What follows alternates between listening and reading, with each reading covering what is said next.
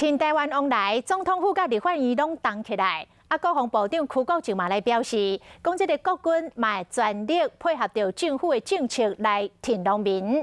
也毋过专家讲，要挺农民，要挺往来，毋免像即摆这个时阵，讲这个清明过了后，往来上界甜。到迄个时阵，要往来，共款买当帮助着农民。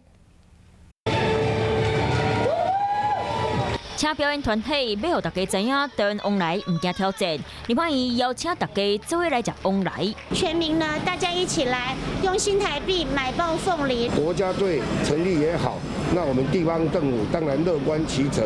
行政院长苏贞昌嘛伫立院备询到一半，来现场赞声。台湾人一起站起来，台湾人一起挺台湾的农民，台湾往来。有一些的加工本来用国外的凤梨，现在全部来采用国内的凤梨。